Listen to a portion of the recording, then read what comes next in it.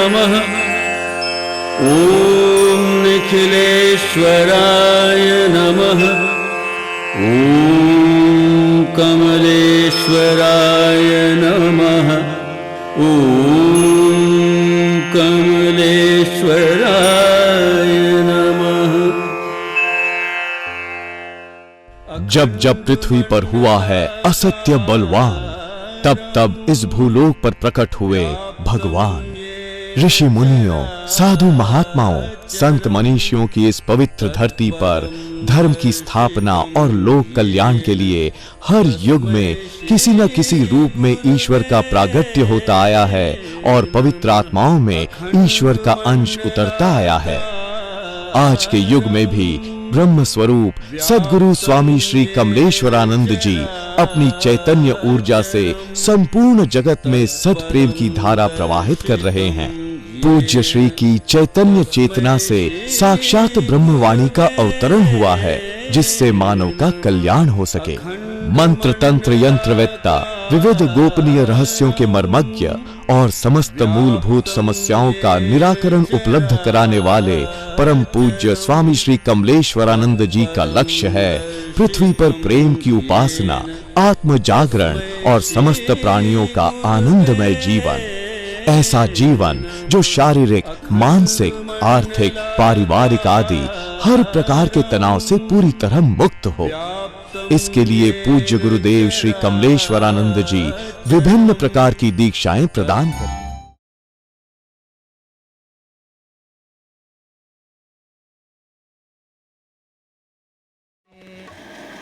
तुम्हारे जीवन की जो सिद्धि है, जब हम दौड़ते हैं तो पसीने आते हैं। धावक होता है तो उसको पसीने आते हैं, पसीने नहीं आए तो धावक नहीं। जब हम प्राणायाम करते हैं तो पसीने आते हैं, प्राणायाम नहीं करेंगे तो पसीने नहीं आएंगे। जब हम कुछ करेंगे तो पसीने आएंगे, आने चाहिए, आने देना भी चाहिए। शारीरिक रूप से, मानसिक रूप से जितना आप तपोगे, संघर्ष करोगे, जूझोगे,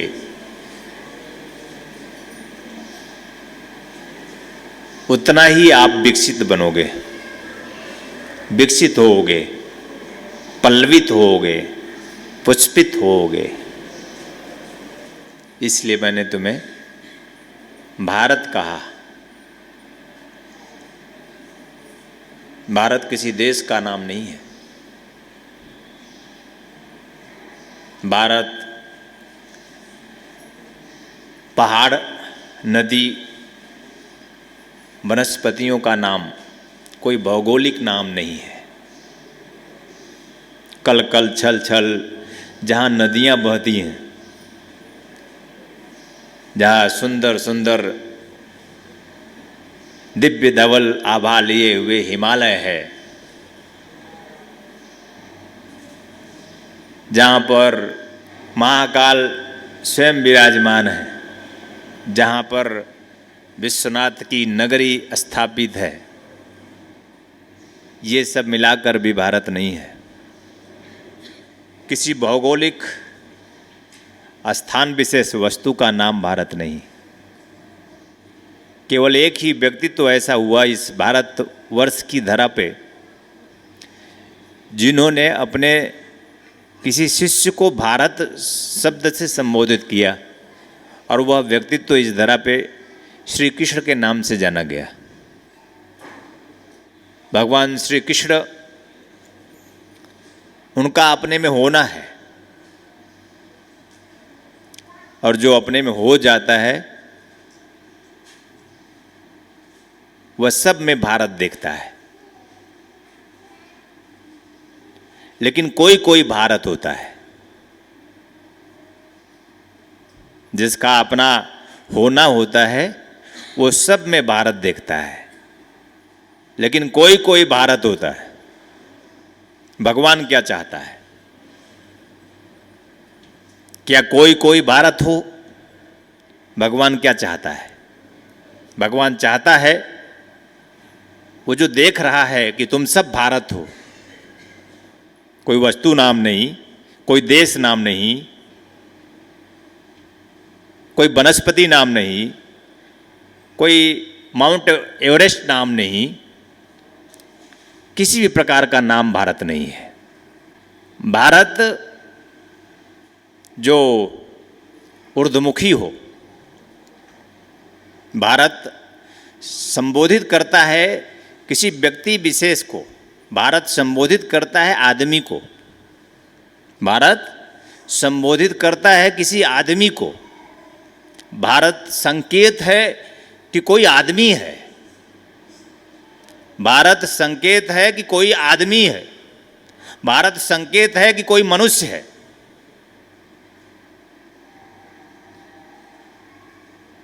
पशु भी नहीं, पक्षी भी नहीं, कीट भी नहीं, पतंग भी नहीं, किसी भी प्रकार की वनस्पतियां नहीं, गंगा जमुना सरस्वती भी नहीं,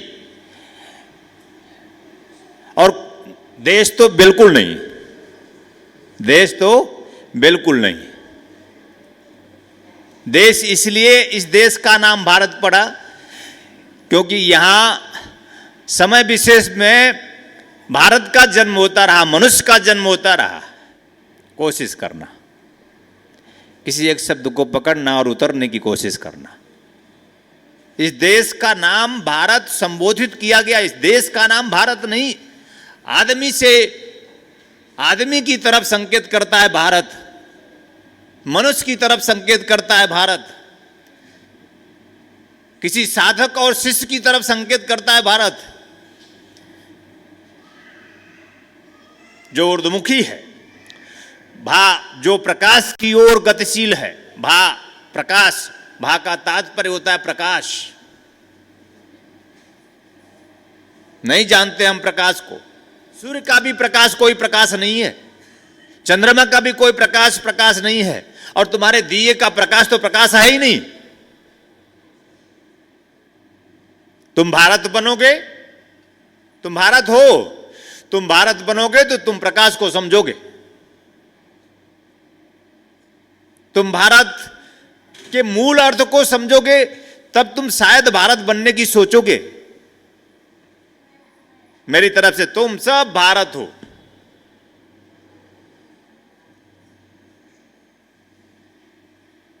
तुम सब भारत हो। कोई भारत देश नहीं है। पूरा विश्व भारत हो सकता है, पूरा विश्व भारत है। हमने बांट दिया, हमारी संकीर्णताओं ने मुझे बांटा, हमारी ओछी प्रवृत्तियों ने मुझे बांटा, हमारी लोलुपता और लिप्साओं ने मुझे बांटा। फिर एक देश बना दिया कि नहीं, ये स्थान विशेष में ही ऐसे आदमी का जन्म होता है, स्थान विशेष में आदमी का जन्म होता है। जो भारत में जन्म लेता है केवल वही आदमी होता है। हर आदमी भारत है, हर आदमी भारत है। और जहां जहां भी आदमी जन्म लेता है, जहां जहां मनुष्य जन्म लेता है, और आगे कहूं जहां जहां भी मनुष्यता का जन्म होता है, जहां जहां ईमानदारी का जन्म होता है, जहां जहां निष्ठा का जन्म होता है, एक ऐसे व्यक्तित्व का अभ्युदय होता है, अवतरण होता है, चैतन्यता प्राप्त होती है, जो पूर्णता के साथ अर्जुन को कहता है भारत। वो क्षण विशेष था। उसके बाद फिर ऐसे कोई क्षण विशेष आया नहीं कि कोई गुरु अपने शिष्य को संबोधित किया हो कि हे भारत जागो, हे भारत उठो। तुम सोए रहोगे तो तुम दुखी रहोगे, तुम सोए रहोगे तो तुम अतृप्त रहोगे, तुम सोए रहोगे तो तुम लूटे जाओगे, तुम सोए रहोगे तो तुम ठगे जाओगे।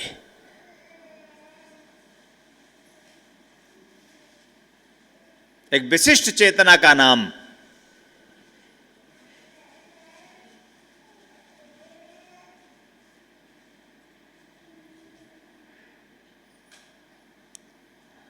तो भारत संकेत करता है आदमी। इससे अच्छा शब्द है, भारत संकेत करता है मनुष्य। क्योंकि आदमी का अर्थ होता है, मैंने गुरु पूर्णिमा पे स्पष्ट शब्दों में बताया कि मिट्टी का पुतला। मिट्टी की, तुम कहते हो कि ये तो मिट्टी का पुतला है, एक दिन ढह जाएगा, एक दिन गल जाएगा। तुम यही जानते हो ना, इसलिए ऐसा कहते हो। तुमको आगे ऊर्ध्वमुखी होने के लिए साधुओं ने, संतों ने, महात्माओं ने ऐसी बातें कही कि पानी का बुलबुला है जीवन। तुमको समझाने के लिए कि तुम यहीं रुकना मत, आदमी मत बन के रह जाना, तुम मिट्टी के पुतले बन के रह जाओगे तो तुम गल जाओगे।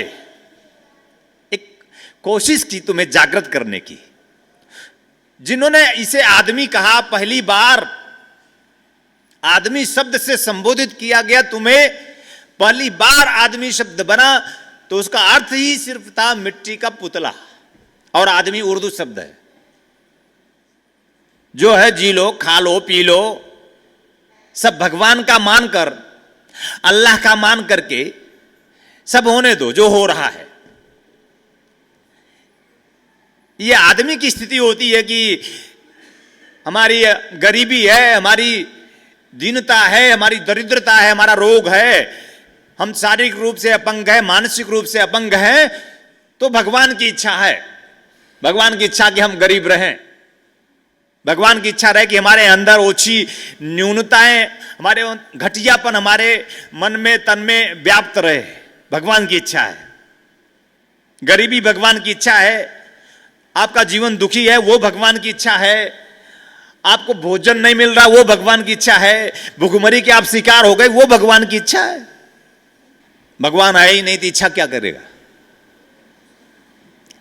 आपके मानस में भगवान दे दिया गया। किसी भगवान की परिकल्पना, जब आप कुछ नहीं कर सकते तो भगवान भगवान तो कर सकते हो।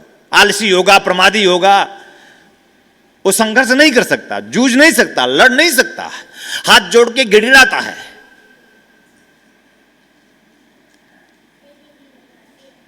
अर्जुन भी नहीं समझता भगवान को, नहीं समझता इसलिए रोया, नहीं समझता इसलिए गिड़गिड़ाया, नहीं समझता इसलिए कायरता और बुजदिली उसके भी जीवन में आई, उसके मन में आई। उस समय विशेष में भी देखो, और जब तुम्हारे मन में बुजदिली होगी तो तुम्हें रोना पड़ेगा, तुम्हें गिड़गिड़ाना पड़ेगा, समय विशेष में तुम्हें भयभीत होना पड़ेगा। और निश्चित ही तुम अपने जीवन के युद्ध में तुम पराजित हो रहे हो, ऐसा नहीं कि होना पड़ेगा। हर पल तुम पराजित हो और आगे भी तुम पराजित होते रहोगे। कोई स्त्री से पराजय कोई पराजय नहीं, कोई पुरुष से पराजय कोई पराजय नहीं, वो तो फिर भी पर पराजय है। अपने ही तन को देख लो, तुम अपने ही तन से हारे हो, अपने ही तन से हारे, तुम्हारा तन ही तुम्हें हरा देता है। तुम्हारा मन देखो, अपने ही मन से तुम हारे हो, तुम्हारा मन तुम्हें हरा देता है।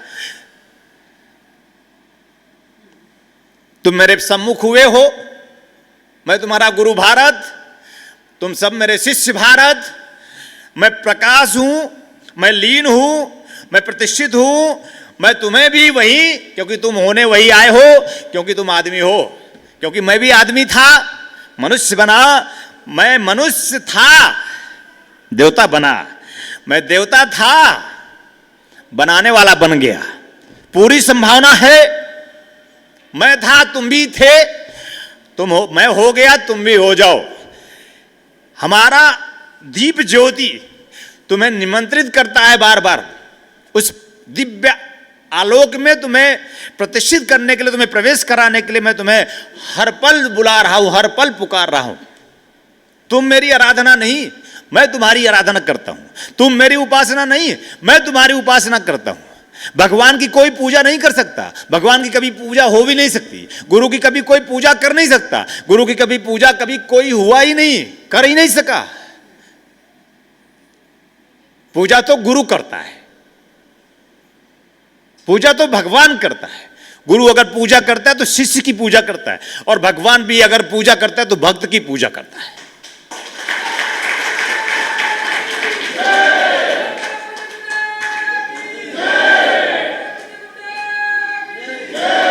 मेरी बात को समझ रहे हो ना? ये जयकारा सार्थक करो, सोचो, आज मैं असाधारण हूं, तुम सब मान लो, इस समय विशेष में बिल्कुल साधारण नहीं हूं। तुम सोचो, ये जयकारा तुम्हें सार्थक करना है। तुम क्या सुन लिए कि गुरु पूजा करता है शिष्य की, तो शिष्य का गौरव है। भगवान पूजा करता है भक्त की, भक्त का गौरव है। तुम्हारा आत्मबल बढ़ा, तुम थोड़े जागे तो तुमने जयकारा किया। जयकारा का अर्थ होता है तुम जय करो। जयकारा का अर्थ होता है कि तुम जो हो वहां से उठो, तुम नर हो। नर मतलब होता है अपने समान बच्चे पैदा करना, अपने समान बच्चे पैदा कर देना नर है। अभी तुम कुछ नहीं कर सकते, अभी तुम नर हो। नर कुछ नहीं कर सका है, नर कुछ कर सकेगा नहीं। निराश होने के सिवा नर कुछ कर ही नहीं सकता। इसीलिए उस कवि ने एक कविता बनाई। बड़ा निराश रहा होगा, बड़ा निराश रहा होगा। अपनी निराशा को दूर करने के लिए उसने एक कविता बनाई। नर हो न निराश करो मन को, कुछ काम करो, कुछ काम करो, जग में रहकर कुछ नाम करो। बड़ा ध्यान से समझना, उल्टी परिभाषा मेरी है। क्यों कोई कविता लिखता है, क्यों लिखता है? दुखी हुआ, बिल्कुल दुखी हुआ। तुम दुखी नहीं होते, तुम तो इतने आदती हो गए हो दुख झेलते झेलते कि अब दुख भी तुम्हारे ऊपर कोई असर नहीं करता। इसलिए मैं परमात्मा से, इसलिए मैं खुद हमारी इच्छा से मैं चाहता हूं कि तुम सब अगर नहीं जग सको प्रेम से, तुम सब नहीं जग सको अगर ध्यान से, तुम सब नहीं जग सको अगर साधना से, तुम सब नहीं जग सको अगर हमारे किसी भी विशिष्ट प्रक्रिया से, शक्तिपात, दिव्यपात, ऊर्ध्वपात या किसी भी प्रकार से, तो हे परमात्मा, हे प्रभु, तुम इन मेरे शिष्यों को इतना दुख दे देना, इतनी दुर्घटना इनके जीवन में उतार देना कि ये जग जाए। ताली नहीं दे।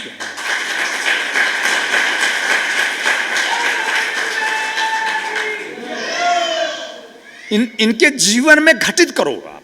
मैं चाहता हूं कि उसे प्राप्त करने के लिए वो जो जिसके लिए हम आदमी बने हुए हैं, जिसके लिए अभी हमें सिद्ध करना है कि हम भारत हैं, जिसके लिए हमें अपने को प्रतिष्ठित करना है, बता देना है कि भारत की परिभाषा क्या है। मैं हूं, मैं भारत, मैं प्रकाश की तरफ उन्मुख हूं, मैं दिव्यता की तरफ, श्रेष्ठता की तरफ, सर्वोच्चता की तरफ, ईमानदारी की तरफ मैं पुष्पित और पल्लवित हो रहा हूं अपने सद्गुरु की कृपा से। ये तुम्हें बताना है, तुम सबको, कोई एक नहीं, तुम सब। और तुम सब मतलब सम्मुख हो। मैं कह रहा हूं कोई एक नहीं, तुम सब। तुम सब अगर आदमी हो तो पहले समझो कि तुम ही भारत हो, और तुम जहां भी हो तुम मेरे हो। अपने देश का नाम तुमने संबोधन के लिए कुछ भी रखा हो, भारत की परिभाषा उसकी दिव्यता में है, भारत की परिभाषा उसकी श्रेष्ठता में है, भारत की परिभाषा उसकी निश्चलता में है, भारत की परिभाषा उसकी निर्मलता में है, भारत की परिभाषा उसकी ईमानदारी में है। सोचो। और आज भारत और ये भारत जो तुम्हारा गुरु तुम्हें संबोधित कर रहा है, कितना अंतर हो गया, कितना एक खाई बनी है इस भारत में।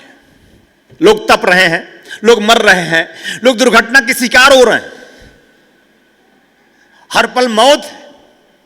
हॉस्पिटल में एक बच्चा कुत्ता काट लिया है, वो एडमिट है, वो भीख मांग रहा है, डॉक्टर साहब मुझे बचाओ। उसे रेबीज रोग हो गया, इंजेक्शन नहीं लगा, हॉस्पिटल में दवा नहीं है, डॉक्टर ने लिख दिया कि दवा है नहीं हॉस्पिटल में, आप बाहर से दवा लगाओ। बाहर से दवा ला नहीं सकता, गरीबी है, इंजेक्शन खरीद नहीं सकता। एक इंजेक्शन लग जाता है तो वो उसकी मौत न होती। तुम सोचते हो कि भगवान ने चाहा इसलिए मौत हो गया।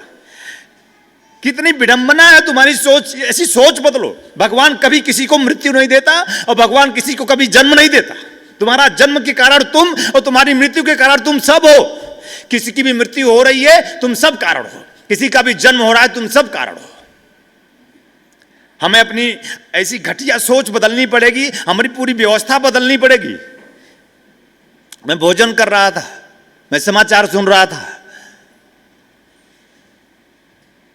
मेरी आंखें नम हो गई। वो लड़का मर गया हॉस्पिटल में, एक इंजेक्शन नहीं दिया गया उसे, रेबीज रोग से समाप्त हो गया, कुत्ते की तरह भूख भूख के मरा वो। कौन कारण है बताओ? परमात्मा कारण है, भगवान कारण है? इस भुखमरी का कारण कौन है? इसको तुम्हें खोजना पड़ेगा। तुम सब उसमें शामिल हो, तुम सब। अगर भारत में भुखमरी है, तुम्हारी जिंदगी में भुखमरी है, तुम भारत, तुम एक एक जन भारत, और तुम भुखमरी के शिकार हो, तुम रोग से ग्रस्त हो, तुम दीनहीन हो, तुम बिल्कुल अपने जीवन को तुम पूरी तरह से संपूर्णता के साथ तुम पोषण नहीं कर पा रहे हो, तो कौन कारण है? तुम सब कारण हो, पूरा भारतवर्ष कारण है, भारत का एक एक नागरिक कारण है। क्योंकि बेहोशी बढ़ती गई। और उसी समय विशेष में उसमें कोई मंत्री आया था उस हॉस्पिटल में, बाद में पता चला कि वो अपनी जेब से पैसा निकाल कर दे रहा है।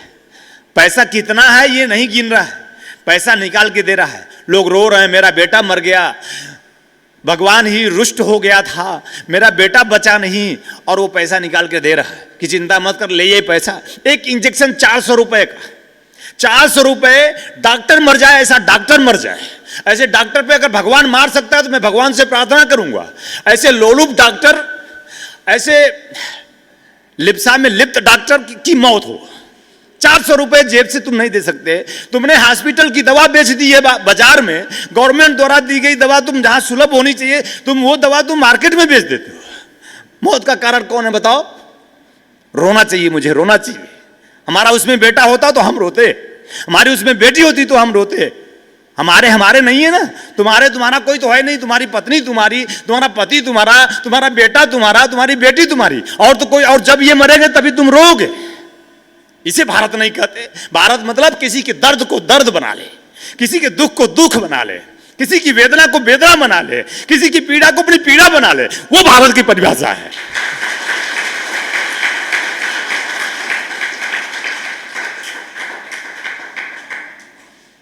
क्या काम आएगा उस मंत्री का पैसा? उसके लिए क्या काम आएगा?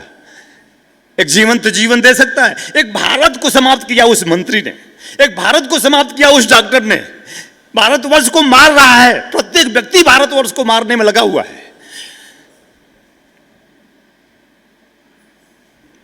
फिर कुछ लोगों ने व्यवस्था करके उसके परिवार को 25,000 रुपए दे दिए। मैं पूछता हूं उन सब से जिन्होंने बिना गिने पैसे दिए, और उनसे पूछता हूं जिन्होंने 25,000 रुपए दिए, मैं उनसे पूछता हूं क्या आपने वो किसी भी परिवार के किसी भी व्यक्ति का 25,000 रुपए, 50,000 रुपए में अपने परिवार के किसी व्यक्ति को मौत के मुंह में देना चाहेंगे? मैं उनको 50,000 नहीं 1 लाख रुपए देने के लिए तैयार हूं। आए, कोई मरना चाहता है? और भगवान तो कभी, भगवान का अर्थ होता है जो अमृत देता है, भगवान का अर्थ होता है जो तुम्हें मृत्यु से परे करता है, भगवान का अर्थ होता है तो तुम्हें जीवंतता देता है, भगवान का अर्थ होता है जो तुम्हें मुस्कुराहट देता है, भगवान का अर्थ होता है जो तुम्हारे जीवन की सारी खुशी तुम्हें दे देता है। वो भगवान की परिभाषा है। भगवान मौत नहीं है, भगवान जीवन का आनंद है। आपको विश्वास नहीं होगा, मैंने चावल और दाल सान के रखा था, मुझे खाना था, उसे नहीं खा पाया, मैं थाली हटवा दी मैंने। ये कोई नहीं जानता क्योंकि उसके पहले कुछ खा लिए थे कि क्यों हटा रहे हैं, पर मेरे अंदर हलक में उतरा नहीं हो, क्योंकि गलत हो रहा है। मैं गलत देख नहीं सुन सकता। आंखें खोल दो, आंखें बंद मत करो, कान खोल दो, कान बंद। समय था वो कि आंखें बंद कर लो, कान बंद कर लो, मुंह बंद कर लो। इसी कारण आज ऐसी स्थिति हुई है कि तुमने अपने आंखें नहीं खोली, तुमने अपने कान जो प्रभु ने दिए ये बंद कर लिए। खोलो इसे। अगर किसी समय विशेष में इसका अर्थ ये था कि आंखें इसलिए बंद करो कि बुरा ना देखो, ये उस समय अर्थ था, बुरा ना देखो। लेकिन इसका मतलब नहीं है कि तुम अच्छा ना देखना, बुरा मत धारण करो। इसका अर्थ है नहीं कि तुम अच्छाई को धारण ही ना करना, बुरा ना सुनो। इसका मतलब नहीं कि अच्छा तुम सुनना ही नहीं, दिव्यता, श्रेष्ठता, सर्वोच्चता, निर्मलता जीवन में धारण ही ना करना। गुरु को सुनना नहीं, माता को सुनना नहीं, पिता को सुनना नहीं, श्रेष्ठ जनों को सुनना नहीं, दिव्य विचारों को धारण करना नहीं, कान बंद कर लोगे तो कैसे सुनोगे? और सबके कान बंद हैं, वो तो प्रतीक है कि कान बंद किया है किसी ने। यहां तो बिना बंद किए कान बंद है। आंखें तुम्हारी खुली हैं, तुम समझते हो, पर ये आंखें बंद किए बिना बंद हैं। क्या दिखती इन आंखों से तुम्हें? समय विशेष में उसकी परिभाषा थी। मैं तो कहता हूं कि तुम्हें समस्त प्रकार की बुराइयों का परित्याग करना है तो जान गए ना, तो अब आंखें खोल लो और अच्छाइयों को धारण करो। दिव्यता, शिष्टता, सर्वोच्चता धारण करने का अर्थ नहीं कि बुराइयां हैं तो मैं उनसे युद्ध नहीं करूंगा, बुराइयां तो मैं उनसे लड़ूंगा नहीं, बुराइयां हैं तो मैं जिहाद नहीं करूंगा। बुराइयां हैं, बुराइयों के लिए जिहाद जरूरी है। भ्रष्टाचार को मिटाने के लिए जिहाद जरूरी है। जीवन के किसी भी प्रकार की न्यूनता को मिटाने के लिए जिहाद जरूरी है। जीवन में किसी प्रकार का अभाव, दीनता, हीनता, मलिनता दूर करने के लिए जिहाद जरूरी है। किसी को जान दे देने के लिए जिहाद जरूरी है। किसी को प्राण दे देने के लिए जिहाद जरूरी है। किसी का जान लेने और किसी का प्राण लेने के लिए जिहाद जरूरी नहीं है। जिहाद की परिभाषा दिव्यता से, श्रेष्ठता से, सर्वोच्चता से धारण करने में है। यह जिहाद क्या कि हमें बुराइयों का परित्याग करके अच्छाइयों को धारण करने की प्रक्रिया जिहाद है। हम करेंगे अब ऐसा, सब कुछ लड़ेंगे, भिड़ेंगे, उसके लिए, दिव्यता के लिए, श्रेष्ठता के लिए, सर्वोच्चता के लिए मरेंगे भी, मिटाएंगे जरूर इनको, जो बुराइयों को ही, जो विसंगतियों को ही, जो संकीर्णताओं को ही फैला रहे हैं। इसी का नाम भारत है। कोई भारत, मैं कह रहा हूं, कोई भारत नहीं। घमंड ना करना, मैं भारत देश का हूं जहां गंगा बहती है। कि तुम गंदे, इसलिए गंगा गंदी हो गई। वो गंगा जो तुम्हें दिखती है, उसको गंदे करने में तुम केवल कारण हो। तुम जितने गंदे होते गए, उतने गंगा गंदी होती गई। हुई कि नहीं हुई? तुम बताओ। गंगा गंदी हो गई, मल बहता है गंगा में। तुम उसे मां कहते हो। तुम अपने ऊपर एक बार, तुम भी माई बाप हो, तुम भी मां हो, अपने ऊपर मल डाल लो। पर गंगा में मल बहती है, बहेगी, बहती रहेगी, क्योंकि मन रूपी गंगा गंदी है। जब तक मन रूपी गंगा का हम परिष्कार नहीं करेंगे, हम उसे परिष्कृत नहीं करेंगे, मन रूपी गंगा में हम चंगे नहीं होंगे, तब तक हमारे द्वारा कोई भी किया गया कृत्य गंदा ही होगा। फिर गंदगी, दूसरी गंदगी क्या है? गंगा तो गंदी की मैंने अपने मन की गंदगी से। तो दूसरी गंदगी आई कि अब गंगा को सफाई कराओ। गंगा की सफाई कराने के लिए मैंने करोड़ों अरबों रुपए, उसके पीछे भी हमारी लिप्सा थी कि ऐसी योजना बनाओ, ऐसी समिति बनाओ, और अभी गंदी किया है, अब और गंदगी फैलाओ, लूटने की गंदगी। समिति बना दी, अरबों रुपए पास कर दिए, कई बार पास हुए, और गंगा गंदी ही रही। घर साफ हो गया, घर सुंदर हो गया, घर बाहर से धवल हो गया, दिव्य हो गया, बाहर से सब कुछ सुंदर लगने लगा है। अब बहुत कुछ अंदर तो जैसे जैसे हम बूढ़े होते जा रहे हैं, वैसे वैसे सब गंदा होता जा रहा है। एक विशेष चिंतन जब भी गुरु सम्मुख हो और शिष्य सम्मुख हो, तो एक सोचने का क्षण, यही एक क्षण होता है। बाकी क्षण में तुम कभी भी गुरु को तुम गुरु नहीं सोचते। कोई नाम रूप गुरु नहीं, कोई काम रूप गुरु नहीं, कोई धाम रूप गुरु नहीं। गुरु एक विशिष्ट चिंतन है, गुरु एक श्रेष्ठ चिंतन है, गुरु एक दिव्य चिंतन है। इन सब विशिष्ट गुणों को धारण करने का हर पल, हर दिन नहीं, हर पल, प्रतिदिन नहीं, प्रतिपल उसे तुम धारण करो। जब तुम प्रतिपल उसे, दिव्यता को धारण करने की सोचो, तो गुरु धारण होगा। दिव्य मन पैदा करो तुम। दिव्य प्रकाश से आलोकित होने के लिए तुम्हें दिव्य मन का निर्माण करना पड़ेगा।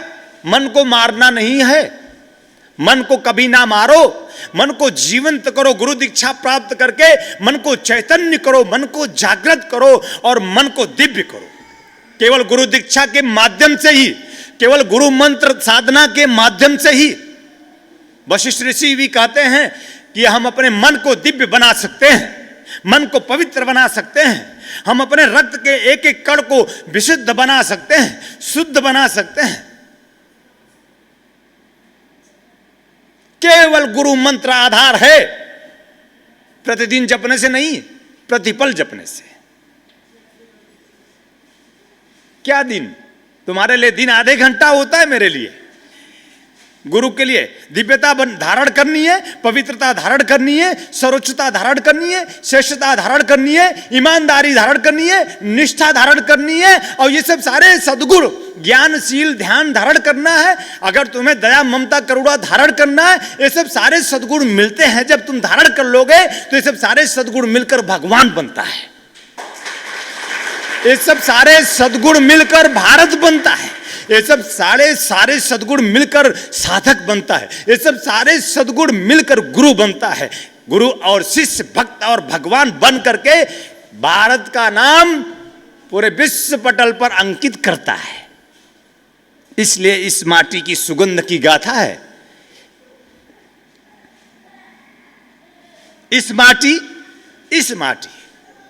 आदमी, इस माटी पुतला है मिट्टी का, गल जाएगा। अगर तुम ऐसा समझो कि अर्जुन नहीं समझोगे, हे भारत नहीं समझोगे, तुम भारत बनने आए हो, भारत नहीं बनोगे तो तुम गल जाओगे, तुम मिट जाओगे, तुम हार जाओगे। जीवन के किसी भी क्षेत्र में तुम जीत नहीं पाओगे। जीवन एक युद्ध है, इसमें तुम विजयश्री नहीं पाओगे। यही बात भगवान श्री कृष्ण ने अर्जुन को कही थी, मैं तुम्हें कह रहा हूं। कोई अर्जुन रहा होगा और कोई समय विशेष में कृष्ण रहा होगा। कृष्ण तुम्हें कहने नहीं आएगा, कभी नहीं आएगा, और कभी भी तुम कृष्ण आए ना आए, अर्जुन की स्थिति में तुम सब एक द्वंद्व की स्थिति है। एक इस तरह से तुम्हारी स्थिति है, शराबी है, एक नाव पर बैठे कई शराबी हैं बेहोश, पतवार उनके हाथ में है, पर अब नाव डगमगा रही है। तुम सब ऐसे ही नाव पर बैठे विराजमान हो, मझधार में फंस गई है, पतवार हाथ में है तुम्हारे। ध्यान रखना, पतवार, क्योंकि तुम ही नाविक हो, तुम ही नाविक हो, मैं नाविक नहीं, तुम ही नाविक हो। ध्यान से सुनना, तुम सोचते हो कि मैं तुम्हारी जिंदगी पार लगा दूंगा, पतवार तुम्हारे हाथ में। बहुत ध्यान से, ब्रह्मवाणी में दिव्य ग्रंथ ब्रह्मवाणी, पवित्र ग्रंथ ब्रह्मवाणी, ब्रह्म का उद्घोष ब्रह्मवाणी, तुम सब अभी उसे पीने से वंचित हो, पी नहीं पा रहे हो, जिसका कारण सिर्फ यह है कि तुम इसी समय विशेष में ही मेरे सम्मुख होते हो, इसके बाद तुम मुझसे विलय होकर विमुख जीवन जीते हो, जिसके कारण तुम अभी भी समझ नहीं पा रहे हो। पियो ब्रह्मवाणी पियो, नाव भी तुम हो। तुम क्या कहते हो प्रार्थना में? प्रभु मेरी नैया फंस गई है मझधार में, तू मेरी नैया पार लगा दे। नाव तुम, नाविक भी तुम। बोलो, नाव तुम, नाविक भी तुम। कौन पार लगाएगा? कौन पार लगाएगा? मैं तुम भूले हो मेरी उपादेयता क्या है, भगवत्ता की, कृष्ण की क्या उपादेयता है, राम की क्या उपादेयता है, क्या है? कृष्ण के होने का अर्थ है कि वो तुम्हें बताए कि तुम ही नाव हो अर्जुन, तुम ही नाविक हो अर्जुन, तुम्हें ही पार जाना है, तुम्हें ही पार लगाना है। लगना और लगाना तुम्हें ही है। अर्जुन उठ, सुन रहे हो क्या? मेरी उपादेयता तुम्हारी बेहोशी छाटने में है, तुम्हारे जीवन की नैया जो डगमगा रही है मैं देख रहा हूं, तुम सब भी देखो, दृष्टा बनो। जरा अब नहीं देखोगे तो कब देखोगे? तुम देखो कि तुम क्या हो। जो कुछ है एक दिन बह जाएगा, लोग बहने नहीं देना चाहते, है ना? लोग बहने नहीं देना चाहते। मत चाहो, जैसे तुम मौत नहीं चाहते हो जाती है। हाँ, मौत नहीं चाहते लेकिन नहीं होनी चाहिए। मौत नहीं चाहते हो जाती है, तुम कहीं गलत चल रहे हो। नहीं होना चाहिए मौत। मुझे कहोगे, मुझसे पूछोगे आप, तो मैं तो कहूँगा होती ही नहीं मेरी मौत। और तुम्हें बता दूं कि कभी हुई भी नहीं मेरी मौत। सुन रहे हो ना तुम? बहुत ध्यान से सुनना। नहीं मरना चाहते तुम सब देखो, कोई नहीं मरना चाहता, लेकिन फिर भी मरोगे। तुम्हारी मजबूरी देखो, फंस गए हो तुम। आह, मरना नहीं चाहते और मर रहे हो, रोना नहीं चाहते रो रहे हो। करा रही है पूरी मानवता इसी तरह।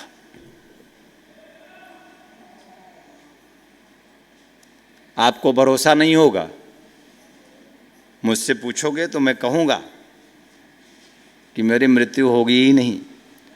और सुनो, कभी हुई ही नहीं। तुम्हारी जगह बैठकर एक दिन मैंने उनसे इन्हीं दिनों कहा कि प्रभु मेरी मृत्यु कब होगी? तुम्हारी तरह पूछा, तुम्हारी जगह बैठकर। तो उन्होंने कहा कि मेरी मृत्यु कभी हुई है किसी काल में कि अब होगी? सुने मेरी बात, चूकना मत। मेरी मृत्यु कभी हुई है कभी किसी काल में कि अब होगी? इसका अर्थ हुआ कि मेरी कभी मृत्यु हुई ही नहीं। यानी भारत बन जाओगे, भारत हो जाओगे, भारत हो जाओगे, यानी जग जाओगे, प्रकाश की तरफ उन्मुख हो जाओगे। अपनी श्वास प्राण आत्मा में तुम अपना ही खुद का विलीनीकरण करोगे। तुम नाव, तुम ही नाविक। तुम गुरु के माध्यम से, गुरु के सम्मुख होते हुए अपने सम्मुख होने की ओर बढ़ोगे। श्वास प्राण आत्मा में गोता मारोगी ना, तो तुम अपने नाव को खुद इस भवसागर से पार कर लोगे। और मेरी साक्षी में मैं तुम्हें गारंटी देता हूं, मैं तुमसे वादा करता हूं, तुम इतना भरोसा रखना। अगर तुम मेरे बताए मार्ग पर गतिशील हुए, तुम मुझी में निहारते हुए खुद ही में खुदा देखोगे। जब तुम मुझे आदमी मानोगे, मिट्टी का पुतला, तुम्हारा मरियल गुरु जब तुम मानोगे, तो तुम्हारी स्थिति भी मरियल होगी। मिट्टी के पुतले की भांति एक दिन तुम सब गल जाओगे। गुरु मिट्टी का पुतला आदमी नहीं, गुरु गुणों को धारण करके मनुष्य भी नहीं, गुरु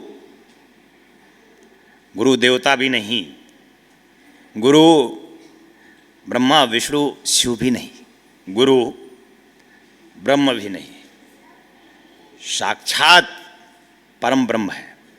ब्रह्म को आज तक इस धरा पर किसी ने नहीं देखा। तुम्हें देखना है तो सिर्फ मुझे देखो। अब तुम इस बात को कितना स्वीकार करते हो, इसमें तुम्हारी जिंदगी है, इसमें तुम्हारे जीवन का प्रकाश है, इसमें तुम्हारा भारत होना छिपा है कि तुम मुझे किस तरीके से लेते हो। मुझे मतलब मुझे मुझी के सिवा, मुझी मतलब उसके सिवा कुछ है ही नहीं, कहीं कुछ भी नहीं। सुख दुख, जन्म मरण, मान अपमान, अंधकार प्रकाश, सिर्फ अंधकार से वो परे नहीं, पार नहीं, प्रकाश से भी वो परे और पार है। क्या है? नाव नहीं, नाविक नहीं, पथ नहीं, पथिक नहीं। तुम बताओ, तुम्हें नाव बनना है कि नाविक? तुम बताओ, पथ बनना है कि पथिक? तुम बताओ। मैं दोनों बनाता हूं। मैं वो दोनों से परे पार, दोनों का निर्माण करता हूं। तुम्हें होना है, मैं हो चुका हूं, इसलिए तुम्हें पुकार रहा हूं। मैं हुआ हूं, परिचित हूं, तुमसे तुम्हारा परिचय कराने के लिए मैं तुम्हारा होने वाला हूं, हो रहा हूं धीरे धीरे। मैं तो पल मात्र में घट जाने वाला तुम्हारा गुरु, पल मात्र, एक पलक झपके और मैं तुम हो जाऊं, ऐसा मैं चाहता हूं। लेकिन तुम नहीं चाहते, तुम और कुछ चाहते होगे, तुम और कुछ सोचते, मंथन करते होगे, द्वंद्वों में ग्रस्त, भवसागर में नैया तुम्हारी डगमगाती हुई, तुम अपनी जिंदगी में अपने जीवन को गतिशील करते हुए, गुरु के रहते हुए, गुरु साक्षात ब्रह्म रहते हुए, तुम अगर अपनी नैया को नहीं संभाल पाओगे तो कब सवेरा होगा तुम्हारी जिंदगी में? और कब तुम भारत बनोगे? और कब तुम आनंदित होकर अपने आप को जिस लिए जीवन प्राप्त हुआ है वहां तक पहुंचाओगे? ये मैं तुम्हारे ऊपर छोड़ता हूं, मेरा कोई दोष नहीं। मैं समय विशेष में ऐसे ही आता रहा हूं, फिर तुम्हारे बीच में अति साधारण, अति सहज रूप में, कहते हो अति सहज साधारण रूपों में मैं तुम्हारे बीच में असाधारण स्थिति को उपलब्ध होते हुए मैं तुम्हें तुम्हारा परिचय कराने के लिए तुम्हारे बीच में कि क्या आनंद है, क्या मस्ती है, जीवन की क्या खुशी है। मृत्यु, दुख, वेदना, किसी प्रकार की दीनता, हीनता, गरीबी, अभाव, जहां पे कुछ भी नहीं है, कुछ भी नहीं। यहीं पर मैंने घोष किया था बैठकर, न तत्र सूर्यो न भाति चंद्र तारकम नैता विद्युतो कुतो यमग्नि समय भांत मन भाति सर्वम तस्य भाषा सर्वमिदम विभाति। न तत्र सूर्यो, जहां पर सूर्य का प्रकाश भी नहीं पहुंचता। इसीलिए मैंने शुरू के संबोधन में तुमसे कहा कि सूर्य का प्रकाश कोई प्रकाश नहीं है, जहां चंद्रमा का प्रकाश आलोकित नहीं होता। इसीलिए तुमसे मैंने कहा चंद्रमा का प्रकाश जहां नहीं पहुंच सकता, क्योंकि उसी के माध्यम से सूर्य भी प्रकाशित है, उसी के माध्यम से चंद्र भी प्रकाशित है। सुन रहे हो मेरी बात? और उसी के माध्यम से मैं भी आलोकित तुम्हारे बीच में वही होकर विराजमान हूं। देखो, तुम उसे कभी उसे नहीं देख पाओगे, लेकिन अगर देखना है तो शुरू करो देखना। कोई रूप नहीं है उसका, लेकिन रूप देखना चाहोगे तो मैं घोष कर रहा हूं कि मुझे देखो। कोई रूप नहीं। इतने विश्वास के साथ, इतनी निष्ठा के साथ, इतनी निष्ठा जमे कि यही स्वरूप है परमात्मा का। देखा उसे तो देखने का मन खत्म हुआ, पाया उसे तो पाने की इच्छा खत्म हुई, जिया उसे तो जन्म मरण से छुटकारा हुआ। ऐसे विशिष्ट चिंतन धारण करोगे तो भारत बनोगे।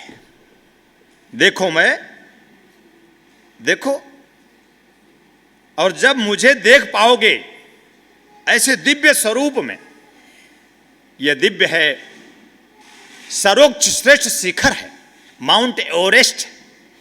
तुम्हें समझाने के लिए सहस्रार है माउंट एवरेस्ट, जिससे ऊंचा कुछ भी नहीं।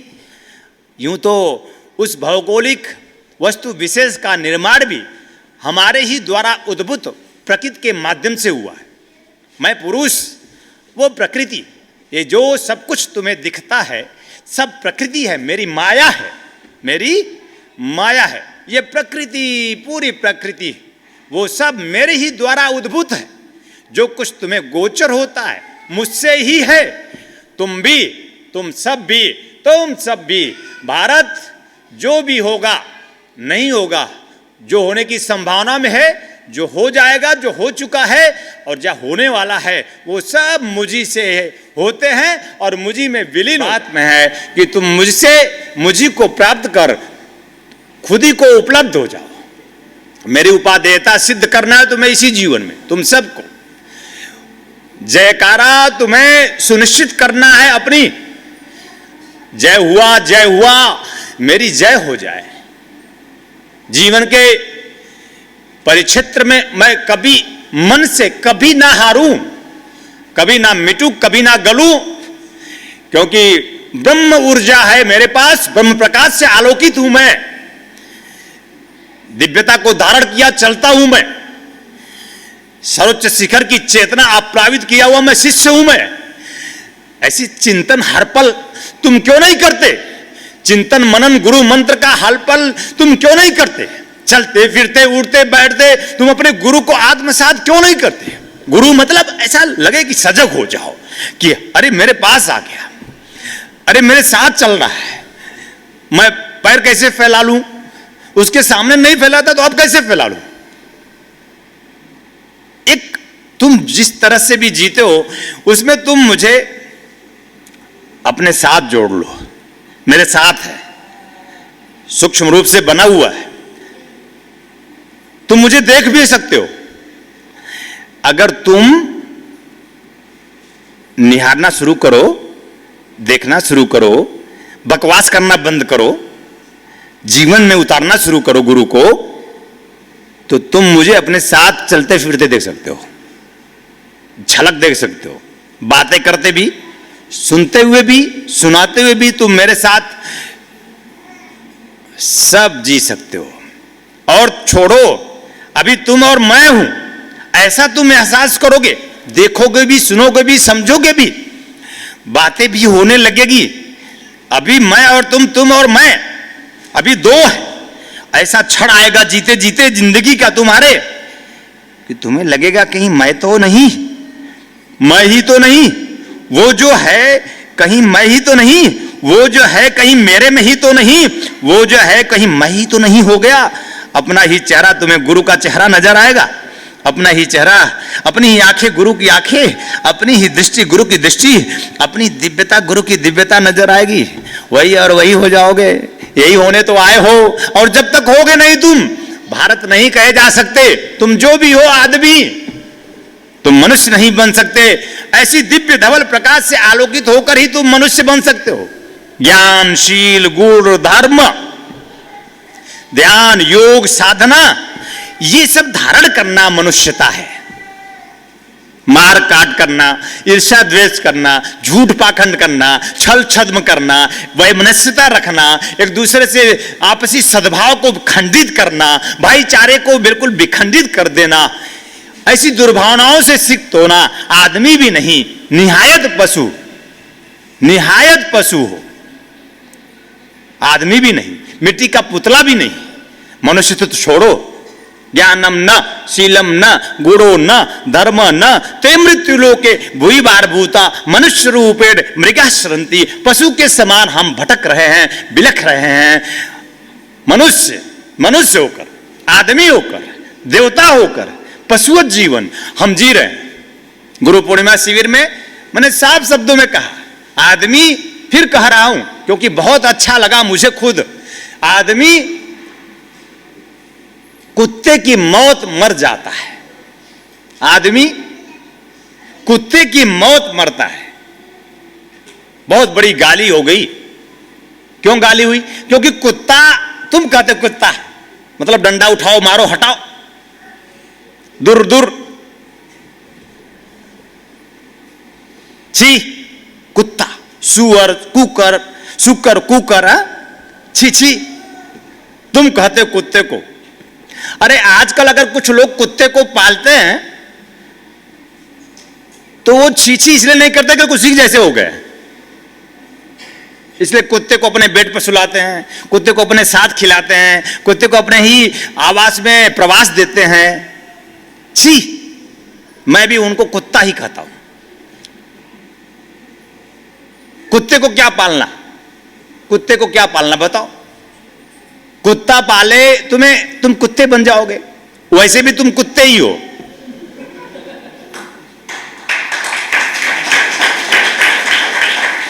अब कुत्ता पाल के अब क्या करने वाले, कुत्ते का मालिक बनोगे, और किसी का मालिक बन नहीं सकते।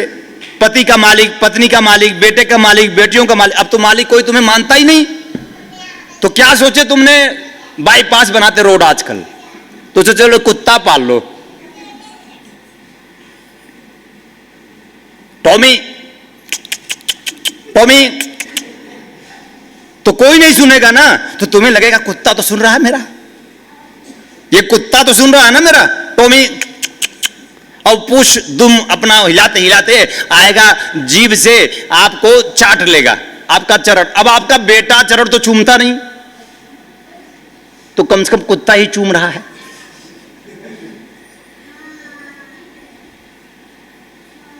सुन रहा हूं ना मेरी बात। मैं कोई माफी नहीं मांगने वाला तुम सबसे, इस बार बहुत बार माफ किया, जन्म जन्म का नाता, मत खोलो मेरा खाता, सब खाता खोलेंगे इसी जन्म में, और खाता खोलकर सब हिसाब किताब पूरा करके वहां पहुंचाने की संकल्प है हमारी तुम्हारे साथ। सार को समझना बस, मेरे कहने का अर्थ सिर्फ जगाना है, मेरे कहने का अर्थ सिर्फ तुम्हें झकझोरना है, मेरे कहने का अर्थ तुम्हें सिर्फ होश मिलाना है। तुम कैसे आओगे वो हर युक्ति मैं तुम्हारी जिंदगी में प्रयोग करूंगा, ये मेरा एक स्वरूप है। बेटा नहीं सुनता तो तुम नालायक कहते हो कि नहीं कहते, नालायक, इसीलिए जन्म दिया। तुम भी मेरे बेटे हो, तुम सब नालायक हो, कोई एक भी लायक नहीं है। क्या लायकियत है तुम्हारी? तुम मेरे पास आए मुझी हो जाते। हाँ, एक बाप तड़पता रहता है, बाप की वेदना केवल बाप समझता है। तुम बाप हो अगर, तो तुम अपने स्थूल रूप से अपने बेटे से परेशान होगे, तो तुम अपनी वेदना से परिचित होगे, कितनी तुम्हें वेदना होती होगी। और तुम किसी एक जन्म में बाप बने हो, मैं हर जन्म में तुम्हारा बाप हूं, मैं हर जन्म में तुम्हारा साक्षी गुरु हूं, मैं हर जन्म में तुम्हें देखता रहा हूं कि निहारता रहा हूं कि आज नहीं तो कल आएगा। और तुम आज तक मेरे द्वार पर मैं बुलाता रहा, तुम आए नहीं, आ करके चले गए। किसी कामना से, किसी इच्छा से, किसी अहम के पोषण करने से, किसी प्रकार की प्रवंचनाओं में लिप्त होते हुए तुम आए, और उसकी पूर्ति करते हुए तुम अपने जीवन को वैसे ही गतिशील करते हर जन्मों में करते आए हो जैसे अभी भी कर रहे हो। तो तुम्हारे लिए तुम्हारा बेटा नालायक, तुम्हारी बेटी नालायक, और मेरे लिए तुम सब नालायक।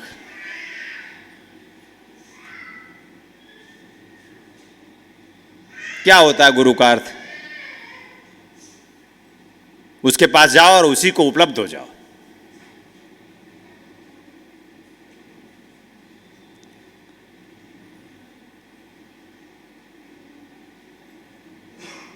रोटी दाल के लिए गुरु के पास नहीं जाते, प्रवंचनाओं के लिए गुरु के पास नहीं जाते। सूर्य निकलेगा तो अंधकार अपने आप छट जाएगा, जाग जाओगे तो भूखमरी मिट जाएगी, जाग जाओगे तो दीनता मिट जाएगी, जाग जाओगे तो दरिद्रता मिट जाएगी। बिना जागे तुम लाख प्रयास करो, तुम अभावग्रस्त रहोगे, चाहे करोड़ रुपए रख लो।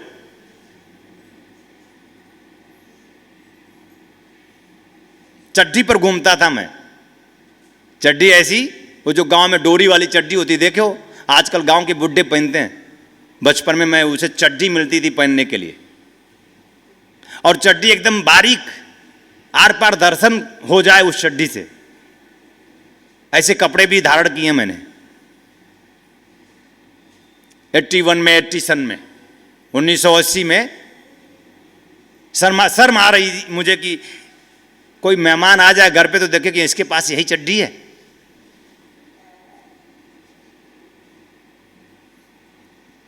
उसमें भी मैं था, उस समय में भी मैं था, इस समय भी मैं हूं। चड्डी में भी फूल खिलता है ना। नाटक देते तो चड्डी में फूल खिला, गुदड़ी में भी लाल का जन्म होता है ना।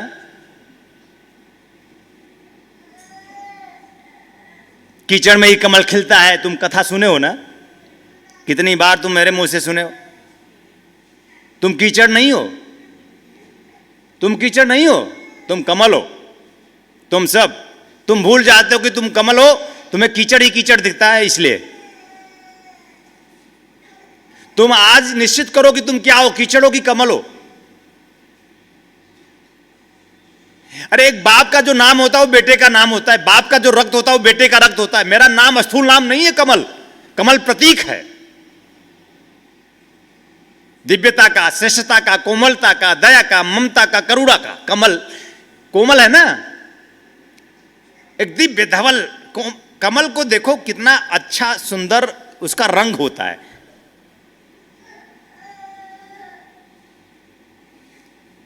तो आज निश्चित करो कि तुम सब कमल हो। भूलना मत इस बात को, भूल जाते हो क्योंकि तुम कीचड़ में जीने के आदी होते हो तो दुखी होते हो। तुम अपने घर में ज्यादा दुखी होते हो, यहां आकर थोड़ा तुम्हें बल मिलता है।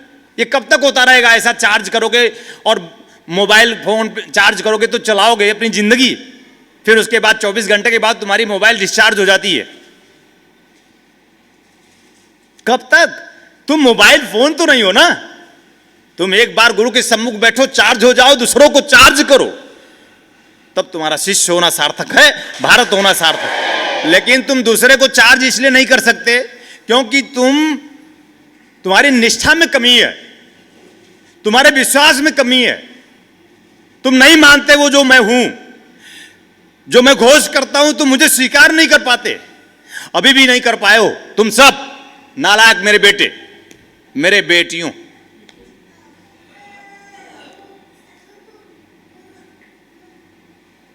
ना कोई मेरा बेटा ना कोई बेटी। तुम्हें समझाने के लिए मैं बेटा और बेटी कहता हूं। मैं तो जानता हूं कि मैं हूं, तुम में हूं, तुम्हें नहीं पता इसलिए तुम आदमी भी नहीं। यही पता करना। बहुत साफ शब्दों में ब्रह्मवाणी भी इस बात को घोष करती है। वो मुझसे कहते थे कि मैं तुझ में हूं, तू मुझ में है।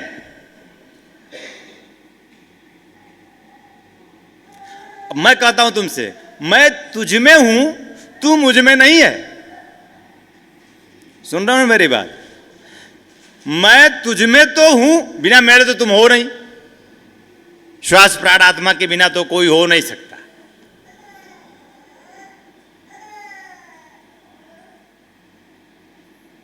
तुम्हें होना बाकी है। नैया डगमगा रही, कौन कारण है? मैं तो कह रहा हूं हो जाओ। अब कब क्षण आएगा? अब कौन मुहूर्त आएगा? कौन ज्योतिषाचार आएगा तुम्हें समझाने? सारे भारत के जितने ज्योतिषाचार, विश्व के जितने ज्योतिषाचार हैं, सबकी जिंदगी अधर्म है। उनकी नैया खुद डगमगा रही है। कभी कहा था मैंने, आराम से रोटी खाओ पर राम को पीस कर मत खा जाओ। मैं तुम्हें एक माला, कल मैं बता रहा था किसी शिष्य को कि क्या पहने हो, ये क्या पहने हो, इसके पहनने का क्या अर्थ है बताओ? कि ये गुरु ने मुझे माला दिया, गुरुजी ने मुझे दिव्य चैतन्य प्राण प्रतिष्ठित माल्य दिया और मुझे पहना दिया। क्यों? कि अब होश में आना, इसकी याद रखना, इसका पालन करना। ये तुम्हें याद दिलाएगा प्राण प्रतिष्ठित है, चैतन्य है, जागृत है। तुम मुर्दे हो, तुम मुर्दे हो, तुम मिट्टी के पुतले हो। तुमको ये पहनाया गुरु ने क्योंकि पुतला अब आदमी बन जाए, आदमी अब मनुष्य बन जाए, वो कुछ दिव्यताओं को, श्रेष्ठताओं को, सर्वोच्चताओं को धारण कर ले। हर पल ध्यान रहे। तो चूंकि ये देख रहे हो ना तुम, ये जो तुम देख रहे हो ना, यही देख सकते हो। इसमें जो है वो नहीं देख सकते, जो है मैंने करके दिया है वो तुम्हें याद दिलाएगा मेरी हर पल। मैंने उस शिष्य से साफ शब्दों में दो टूक बात कही कल कि इससे क्या फायदा है, मुर्दे को पहना दो तो क्या इसको मुर्दा पहनकर खड़ा हो जाएगा? बात समझ रहे हो ना मेरी? अगर इस माला में गुरुजी शक्ति है तो मुझे आप दिखाओ। तो मैंने कल उसे शक्ति ही दिखाया, समझा कर बताया। मंत्र सिद्ध प्राण प्रतिष्ठित ये माला अगर सचमुच चैतन्य और जागृत है, सचमुच प्राण फूंक देता है, तो मुर्दे में पहना दो, उसमें प्राण आ जाए। हाँ? मुर्दे में ऐसे दिव्य चैतन्य माला को पहना दो तो दिव्य चैतन्य प्राण प्रतिष्ठित माला भी प्राण विहीन हो जाएगी। इसलिए तो तुम मुर्दे को नहीं छूते। हाँ? और मुर्दे को छूते हो तो स्नान करते हो कि अपवित्र हो गए, अशौच हो गए, अदिव्य हो गए, है ना? मुर्दे को क्यों नहीं सोचे? मतलब बेकार, निष्प्राण, यानी दिव्यता, शिष्टता, सुरुचिता, वो जो चैतन्यता है, वो जो चैतन्य है वो खत्म। अब कौन छुए, चाहे पति हो चाहे पत्नी, भाड़ में जाए। कब तक रोएगा कोई? कब तक रोएगा तुम्हारे लिए कोई? कब तक रोया है किसी के लिए कोई? सब प्रवंचना है, सब पाखंड है, सब झूठ और फरेब चल रहा है तुम्हारे साथ, तुम छल करते हो और कोई नहीं। तुम्हें जागना है। तुम सब कहूं तो ये नहीं कि सब में तुम जोड़ लेना अपने पति पत्नी बच्चों को। तुम सब मतलब केवल मेरे तुम सब, लेकिन तुम अकेले हो। अभी तुम अकेले हो। तुम्हें सब होना है, तुम्हें सब में होना है। जब तक सब नहीं होगे, सब में नहीं हो सकते। मेरे गुरु होने का अर्थ भी यही है, तुम्हें सब होना है। सब पाना चाहते हो ना? वहां जहां पहुंचकर कुछ भी नहीं मिलता, वहीं पहुंचकर सब मिलता है। सुन रहा ना मेरी बात? वहां जहां पहुंचकर कुछ भी नहीं मिलता, कुछ भी है ही नहीं, कुछ नहीं है वहां, कुछ है ही नहीं उसके सिवा। वो जो सब में है, सबसे विलग, जड़ और चेतन में समाहित, संपृक्त और चैतन्य खेल खेल रहा है। प्रकृति के रूप में दृश्यगोचर और पुरुष के रूप में अगोचर। ये तन प्रकृति, मन प्रकृति, सब प्रकृति है जी, सब प्रकृति के आगोश में। इसके कोई नियम बदलते नहीं है। सुनामी की लहर आती है, हजारों लाखों लोग बेघर हो जाते हैं, बह जाते हैं, होते हैं ना? भूकंप आता है, निर्दयी है प्रकृति, निर्दयी, निर्मम प्रकृति, कोई दया नहीं। माया में ग्रस्त व्यक्ति, माया में लिप्त व्यक्ति, माया में गतिशील व्यक्ति, दयावान, ममतावान, करुणावान नहीं हो सकता। को धारण करो, लेकिन अगर तुम माया के आगोश में हो तो तुम ऐसे सद्गुणों को धारण नहीं कर सकोगे। इसलिए मैं कहता हूं कि तुम रहो, कर्तव्यों का परिपालन करो, पर मोहग्रस्तम ना रहो। तुम भूलो ना, तुम बोलो ना, ये मैं तुम्हें दीक्षा दे रहा हूं, याद दिला रहा हूं कि माला दे रहा हूं कि गुरु ने मुझे दीक्षा दी है, मुझे माला दी है, प्राण प्रतिष्ठित माला है, प्राण जाज्वल्यमान करने के लिए। देखो तुम, वो मुर्दा है, कभी नहीं उठ सकता इस माला से, और न ही कभी ऐसे चमत्कार की आशा करना जिसमें से मैं खुद विलग हो गया, जिसमें से मैं खुद ही मेरी इच्छा से विलग होता हूं, मैं खुद ही मेरी इच्छा से आता और जाता हूं। तुम नहीं सुनोगे, नहीं समझोगे। तुम्हारे अंदर से भी मेरी इच्छा एक दिन होगी, मैं अब छोड़कर जाने वाला हूं। तुम नहीं चाहते रहोगे, बड़े दुखी रहोगे, तुम चाहते नहीं, लेकिन फिर भी जाऊंगा, क्योंकि मुझे तो जाने आने में कोई तकलीफ है नहीं जी।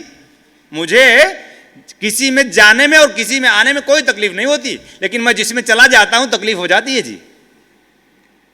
तकलीफ में होगी नहीं? बोलो जी। तुम में हूं, तुम सब तकलीफ, अरे चलो ठीक है, अपवाद छोड़ दो। मेरा कोई शिष्य अगर मुंडी हिला दे कि मैं तकलीफ में नहीं हूं, तो भगवान करे कि उसे हे प्रभु और तकलीफ बढ़ाओ।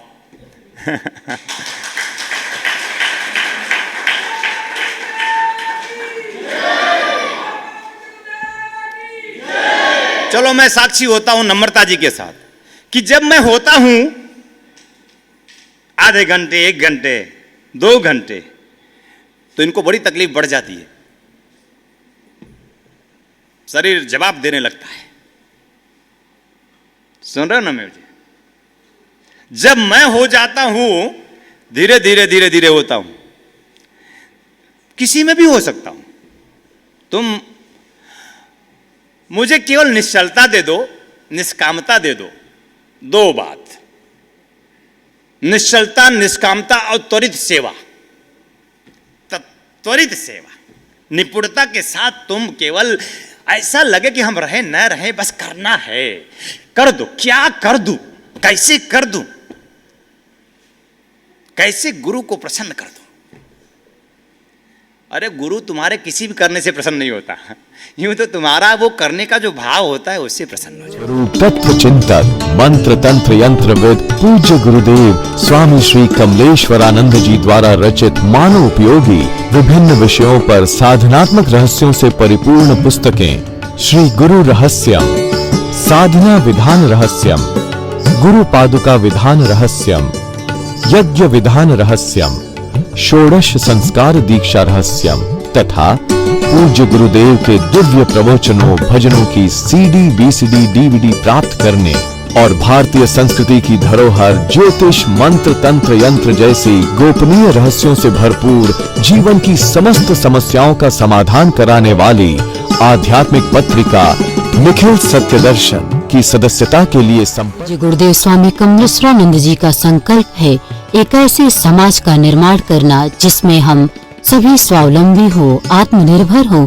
ध्यान योग जन जागृति सेवा संस्थान द्वारा संचालित ब्रह्मानंद बाल विकास केंद्र में उपेक्षित, निराश्रित, अनाथ और दलित वर्ग के बच्चों को बचपन से ही शिक्षा दीक्षा प्रदान कर उनका सर्वांगीण विकास किया जाएगा।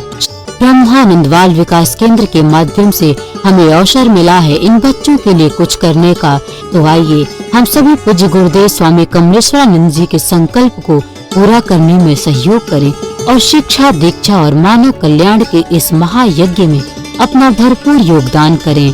आप अपना योगदान भूमि अथवा धन किसी भी रूप में दे सकते हैं। योगदान के रूप में आपका दान बैंक ऑफ इंडिया की किसी भी शाखा में ओम निखिलम ओंकार निखिलम गुरु निखिलम गुरुद्वार निखिलम ओम निखिलम ओंकार निखिलम गुरु निखिलम गुरुद्वार निखिलम ओम निखिलम ओंकार निखिलम गुरु निखिलम। दिव्य ऋषि आपके लिए लेकर के आए हैं आराम दिव्या चूर्ण, पेट की सभी समस्याओं के लिए रामबाण इलाज। यह आयुर्वेदिक परीक्षित गैस हरण चूर्ण है। किसी भी उम्र में होने वाली व्याधियों का नाश करती है। खुलकर पेशाब लाना, पुरानी से पुरानी कब्ज, उदर दोष, आंतों के दोष एवं पाचन तंत्र में यह अति लाभकारी आयुर्वेदिक औषधि है। इस चूर्ण का सेवन करने से कोई बीमारी नहीं होती। यह गैस हरण चूर्ण नित्य रात्रि में भोजन के बाद सोते समय 1 चम्मच चूर्ण 1 गिलास कुनकुने पानी के साथ लेकर सो जाएं। फिर देखिए चमक। ऋषि फार्मेसी लेकर के आए हैं अमृत क्वाथ, कायाकल्प की विशेष औषधि। यह आपके शरीर को पूर्ण रूपेण स्वस्थ करने के लिए आपके रक्त को शुद्ध करता है और शरीर के विषैले पदार्थ को बाहर निकालता है। मोटापा कम कर आश्चर्यजनक शारीरिक परिवर्तन कर पूरे शरीर को स्वस्थ और सुंदर बनाता है। यह मधुमेह को भी नियंत्रित करता है। यह औषधि आपके शरीर में रोग प्रतिरोधक क्षमता को बढ़ाता है। यह एक चमत्कारिक औषधि है। ऋषि फार्मेसी आपके लिए लेकर के आए हैं जॉइंट केयर टैबलेट और ऑयल, जोड़ों के दर्द से राहत पाने के लिए और मजबूत हड्डियों के लिए। इसमें मौजूद प्रोटीन्स तथा विटामिन्स हड्डियों को मजबूती प्रदान करते हैं। यह जोड़ों के आसानी दर्द को समाप्त करता है, जैसे घुटनों के दर्द व कलाई के दर्द, रीढ़ की हड्डी में दर्द, कंधों में दर्द। यदि आपको स्लिप डिस्क या सर्वाइकल है तो इन सभी परेशानियों से छुटकारा पाने के लिए आज ही मंगाएं जॉइंट केयर टैबलेट और ऑयल। ऋषि फार्मेसी लेकर के आए हैं Divya Daewoo tablet healthy sugar management. यह करेला, जामुन, अन्य जड़ी बूटियों का मिश्रण है। आपके शरीर में बढ़ने वाले शुगर लेवल को कंट्रोल करता है और आपको मधुमेह के द्वारा होने वाली अन्य बीमारियों से आपकी रक्षा करता है। यह आयुर्वेदिक औषधि है, पूरी तरह सुरक्षित है। आयुर्वेद अपनाएं, स्वस्थ और सुखी जीवन पाएं। ऋषि फार्मेसी आपके लिए लेकर के आए हैं रत्नम ज्योति, आँखों की संपूर्ण देखभाल के लिए। शहद के साथ नित्य लेने से नेत्र ज्योति बढ़ जाती है, आँखों का चश्मा उतर जाता है। यह आयुर्वेदिक औषधि है, इसका कोई साइड इफेक्ट नहीं। इस औषधि को मंगाने के लिए आप हमारे इन नंबरों पर संपर्क कर सकते हैं। हमारा नंबर है 8108666991, 8108666992, 8108666993, 8108666994।